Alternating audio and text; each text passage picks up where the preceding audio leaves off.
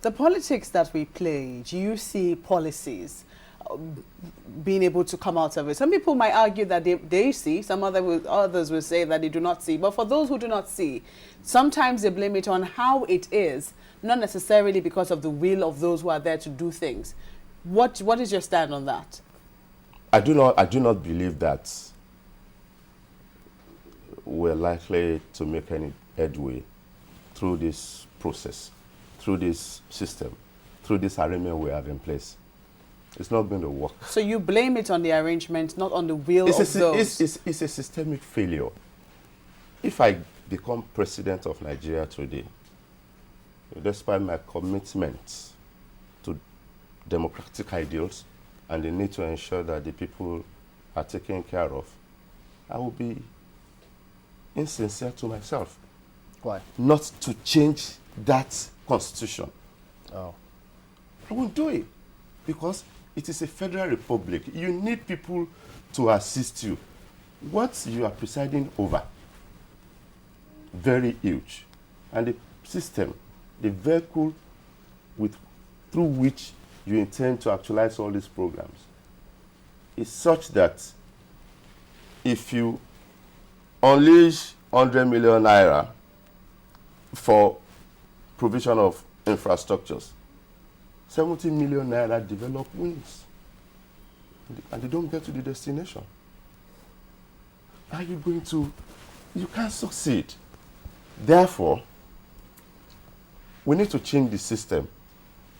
I've thought out of the box, and I believe that for Nigeria to be quickly transformed, you must scrap one tier of government.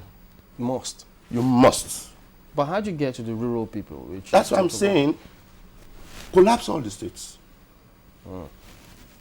Create autonomous, strong, ethnic-based local governments all over Nigeria.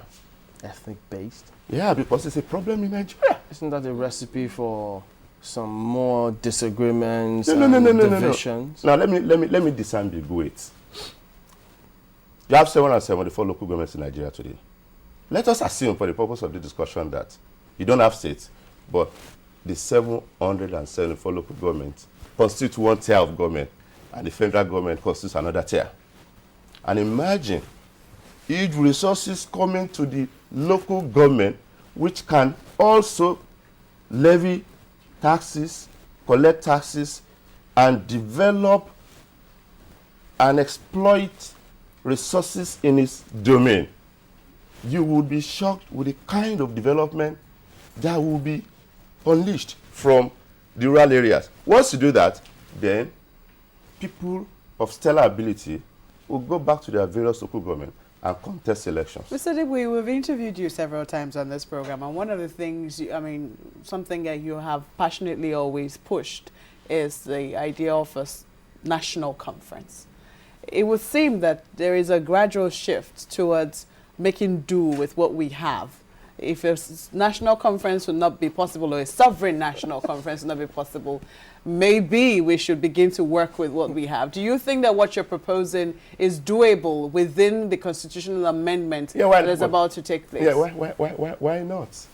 Because it remains the fundamental law of the land. I'm trying to be pragmatic, because I'm worried that the people with whom I share the same political philosophy have been advocating for sovereign national conference. I've always also advocated. Are you jettisoning the idea? I'm not. I'm saying within the context of what you have now, we can still rejig it and get something good out of it. If sovereign national conference. I'm saying that if you don't get what you like, you better like what you get. I submitted on behalf of our Federalism Renewal Group a memorandum to the public hearing, the constitutional amendment. Not that we believed in it, but just in case these people would look at the problems of Nigeria and they will be prepared to amend the constitution in such a way that you would even take powers from the central government. That would have been an achievement. Some people believe that if you do not address the money, that whether we scrap one level of government, I mean, if this 774 local government you're looking at still have to go to a central government to take money, it's still going to be the same problem. There will still be that disconnect between the people and the government. No, because presently they collect money from the central government without necessarily having powers to do things that will touch the lives of the people. What kind of powers? In my local government, the same law. In my local government, for instance, Remo North local government, there's a rural village there where I'm originally from. If you have an autonomous local government that has power to enter into contracts with foreign partners and what have you regarding the exploitation of resources with that local government, and whatever money you make from it, you deploy it to provision infrastructure for that local government, my local government will become a model. How realistic 100% is that? resource. How realistic is that? Go to. Don't you have to contend with the power of the governors? I've told you that we will not have 3 tiers. The states will have gone. Oh, just ethnic-based. I said it before.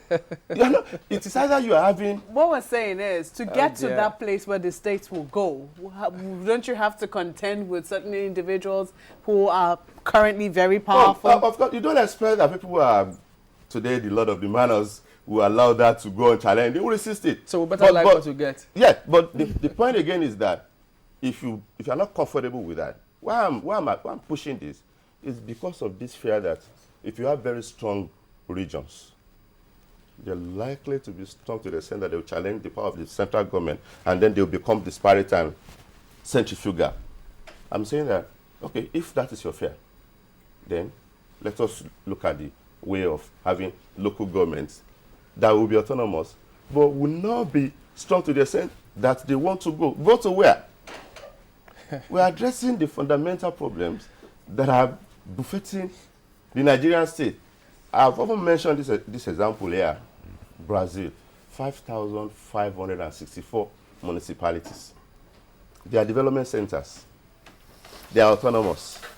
They are ethnic-based. They are powerful. They raise levy taxes and use them to develop their areas.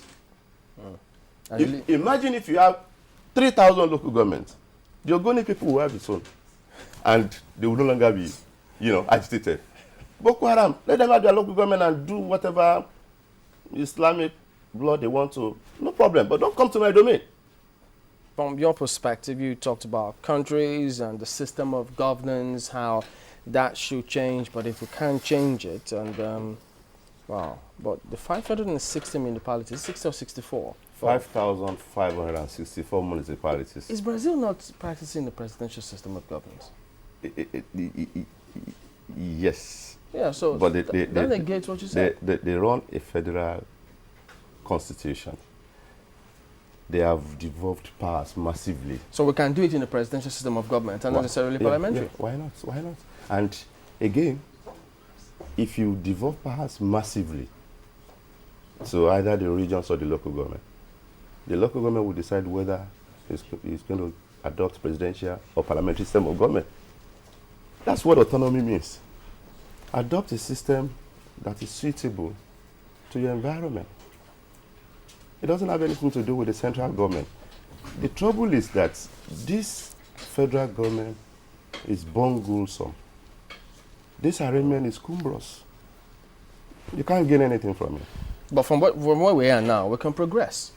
If we standardize, just as Ezekiel says here, suggests that we should standardize the government agencies, and you should be able to get some development from that. For goodness sake, we should standardize government agencies. How do you go about that? We know that, education is powerless. We must improve education. How do you improve education? We must improve transportation system. What are the specifics? The fundamentals. We should go beyond mere saying that this is what we should do, this is what we ought to do.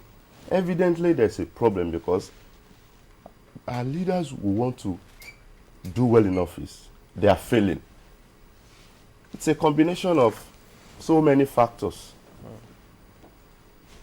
Incompetence, systemic failure, and the environment in which you operate.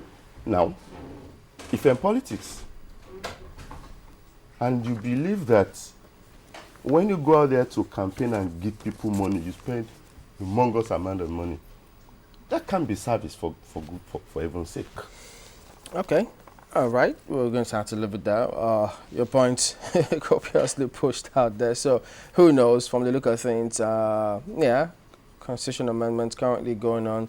You say you've submitted your memoranda just by in case they look to it and just in Even case. though you don't have a lot of faith in it. Certainly is Why don't you have faith in it?